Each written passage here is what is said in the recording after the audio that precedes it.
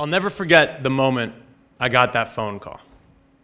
I was a junior in college, living with 5 of my best friends, so I quickly told them to be quiet as I answered my call, and I run upstairs to my bedroom, close the door behind me, and I pick up the phone. Over the course of the next 6 minutes, I barely managed to utter a few words, which is surprising because I'm usually a talker. But by the end of the call, all I remember is that I'm sitting on the floor of my bedroom closet and my hands are shaking and there's tears streaming down my face. These were tears of joy.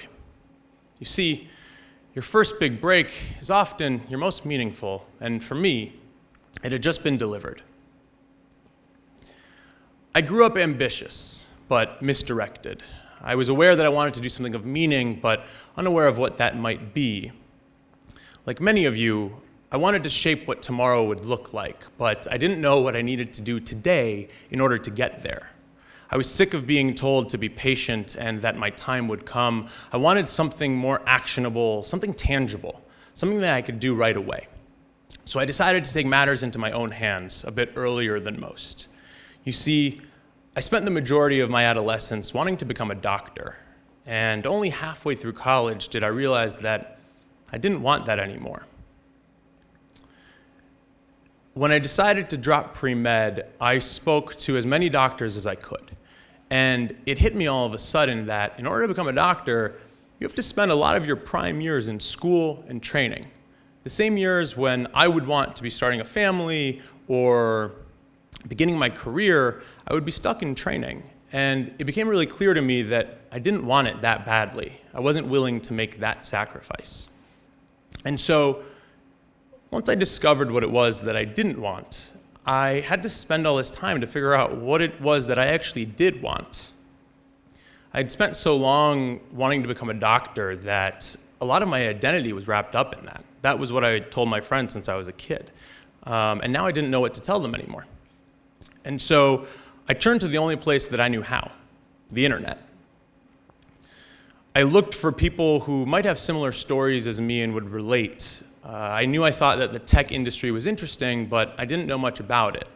At the time, I was smart enough to be proactive and reach out, but naive enough to think that sending 150 cold emails would work. Well, they did, and it turns out that a little bit of naivete combined with a lot of hustle can actually go a long way.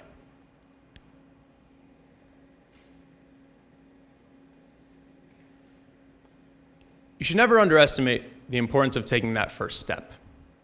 For me, those emails turned out to be my first step. They led to dozens and dozens of conversations and ultimately that very first phone call where I was offered the job that led to my career today as a venture capitalist. Even now, I can trace every opportunity I've had back to those emails. Looking back, I know that I got incredibly lucky. The numbers are stacked against you, especially in a highly competitive industry like tech and venture capital, but that doesn't mean that you can't make your own luck. And so while now I'm surrounded by people who came from prestigious institutions and maybe had direct access to where they wanted to go, as a state school student who didn't have a personal network, it was pretty clear to me that my platform was a little bit different. I knew that I was going to have to hustle harder and be hungrier to get to the same place. I knew that I might have to run the extra mile to get to the same place. But I did, and I still carry that hustle with me today. And to be frank, I hope I never lose it. So, did I get lucky? Yeah, of course. But did I put myself in a position to get lucky? Absolutely. And so can you. So, looking back now, I realize that there are 3 values that I've carried with me throughout my entire life that have helped me end up in a prestigious role, even though I didn't come from a prestigious background. The first, don't be who you think you're supposed to be. Just be you and play to your strengths. When I was growing up, I always knew that I wanted to be a doctor, but I don't think I really knew why. I knew I loved math and science and that I wanted to help people, but beyond that, I don't really think I had a good reason. I'd be lying to you if I didn't say I wasn't attracted to the status and the respect that came along with being a doctor. But looking back, I realized that I wasn't actually chasing who I was. I was chasing who I thought I should be. E.E. Cummings has a quote: "To be yourself in a world that's doing its best to make you somebody else is to fight the hardest battle you're ever going to fight. Never stop fighting." This quote has stuck with me, not just because of how true I think it is, but also because of how much harder it gets with age. Now, when I'm faced with new opportunities or maybe distractions, I always go back to this question: am I chasing who I really am or who I think I should be? In my role today as an investor, there are many different approaches one could take to be successful. In my first few years, I tried to emulate other people's approaches. I thought that was the key to success. It's only been recently where I realized that my value is exactly that: mine. And while I may not be everything for everyone, nobody else can be a better version of me than me. Find your strengths and play to them. Don't be afraid to listen to yourself. You'll realize that sometimes the things that come most easily to you are actually your greatest assets. The second value that I've learned along the journey is the importance of follow-through. Now, I know this doesn't sound like a lot. If I say I'm going to do something once and I don't follow through, realistically, nobody's going to fault you for that. But if you make a habit out of it, you quickly become known as this person who doesn't follow through on their word. Warren Buffett says it takes years to build a reputation, but only minutes to ruin it. For me, this is very near and dear. I think often about who I want to be and how I want to be perceived, and for me, accountability is a huge factor of that. I encourage you all to think deeply about your values and make sure that your actions are aligned with them. The third and most important value that I've carried with me is the ability to believe in yourself. Unless you're a surgeon, qualifications are bullshit. Even in highly skilled industries, you can often do more than you think you can, know more than you already think you know, and even if you don't, you'll learn faster than you think. When I was cold emailing all those people, I knew that I wasn't qualified, but that didn't mean I wasn't capable. I figured if I wasn't qualified, they would ignore me. And to be frank, most of them did. But a few of them didn't. And the yeses matter a lot more than the nos. All too often, I see people who don't apply for things because they don't feel qualified. But the reality is that nobody's ever really qualified. And if they are, they're probably not reaching high enough. They say Steve Jobs had a reality distortion field. He believed things could get done on unrealistic timelines. I believe in what I like to call a confidence distortion field. Believe in yourself more than you reasonably should. If you believe that failure is not an option, it won't become one. If you let self-doubt stifle you, you won't even show up. You won't even apply. One of my favorite things about my job is that I get to meet incredibly successful and impressive people. What I've learned is that they all have one thing in common. At the end of the day, they're all people, just like you and I. People say you should never meet your heroes because they'll let you down. I disagree. I actually think it's a really good thing to be let down by your heroes. When I was in college, I was selected to be one of the 100 students that went to Omaha, Nebraska to meet the Oracle of Omaha, Mr. Warren Buffett himself. We were promised a 2-hour Q&A, a big group lunch, and ultimately a photo with Warren Buffett. It was one of the most incredible experiences that I had as a young adult. But looking back on it now, the things that I remember most were actually the most humanizing elements of Warren Buffett. The first was the Q&A. We all came super prepared because everyone wanted to ask Warren Buffett their hardest question. He answered all of them with ease. I was incredibly impressed. I was totally blown away.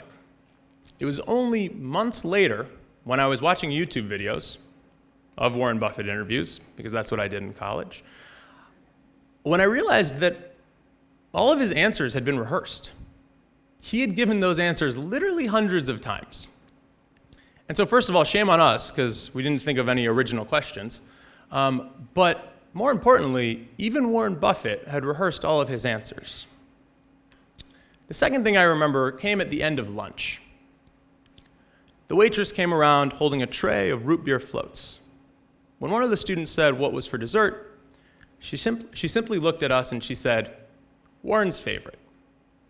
Apparently, Warren Buffett has been going to that same steakhouse for decades, and he always gets a root beer float at the end of his meal. And so once you realize that even your heroes have to rehearse their lines, even your heroes have a sweet tooth, even your heroes didn't think they'd end up where they are today, even your heroes may lose their way from time to time, even your heroes could potentially learn something from you, then what excuse do you have not to believe in yourself? If you don't believe in you, how can you expect others to? Oh yeah, and I got my photo.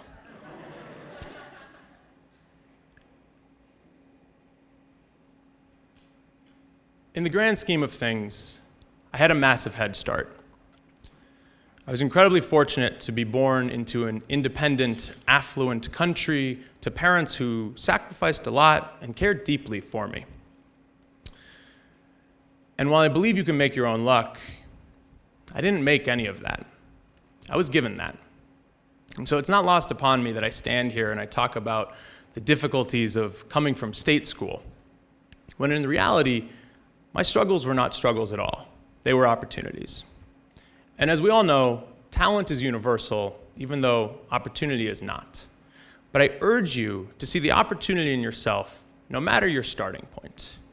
And so while I may have been more fortunate than some, and many others are more fortunate than me, the one thing that we all have in common is that we are all in control of our own first step.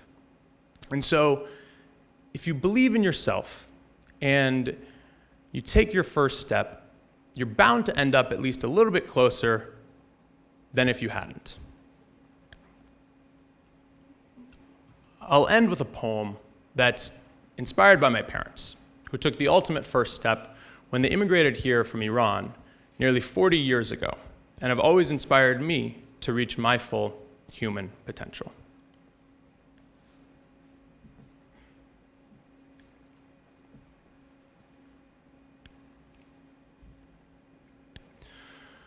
I'm flying a route I've flown before on a Saturday morning as I overhear the woman in front of me telling her story to a stranger. She's a single-serving friend sitting coincidentally near me on this flight to the San Francisco city, but even that doesn't keep her from telling her story. She's telling a familiar tale, but it is not mine. It's the story of my mother, the story of a 15-year-old who moved to a new place where the words did not translate easy, but yet she found her way. This is my mother's story. My mother's story in the voice of another. My mother is Parisa. This woman, Shiva.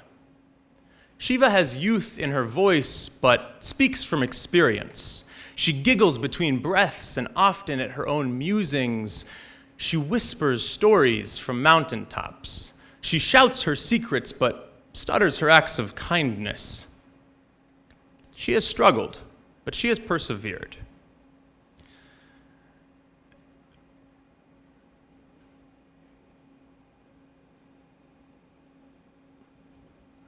She has struggled, but she has persevered. I cannot see her face, but I sense that she is smiling. I sense that she is often smiling. She understands the significance of a smile, and she does not let it go easily.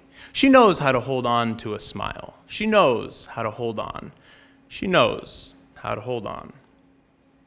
She knows something that I do not know. She has already won the game that I've just started playing. She's clearly in charge, but she makes you feel like you are. She knows better, but she will not tell you that. She will let you discover it on your own. I do not know her, and yet I long for her answers. I long to understand the way the world has changed in the time that she's been in it. I long to know how our eyes have seen the same things, but yet they've looked so much differently. Shiva cheers when the plane lands. She finds joy in this repetition that I do not understand. She shows me that sometimes the strangest lessons are tucked between the books with the strangest covers. Shiva tells the stranger beside her to text her mother. Tell her she loves her and tell her she's landed. She says sometimes one text is all it takes. Shiva tells the story of her own daughter. Her daughter is young and has no boyfriend, but is enjoying life, which is what counts. She's making each moment count. Shiva calls her sister. She calls her love.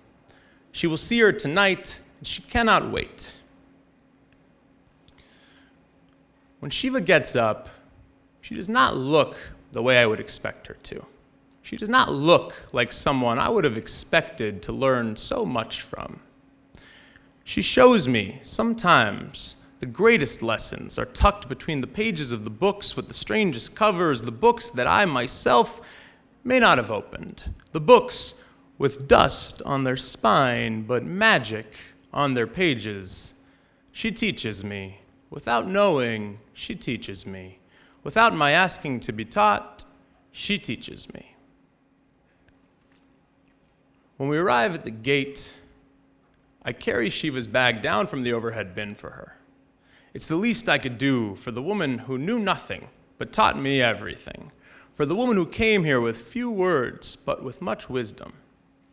As I hand her her bag, we do not speak, but she smiles, knowingly. I say nothing, but I smile back. I mean it. When I leave the airport, I text my mother. I tell her I love her, I'm thinking about her, and that we've landed. Sometimes one text is all it takes. Thank you.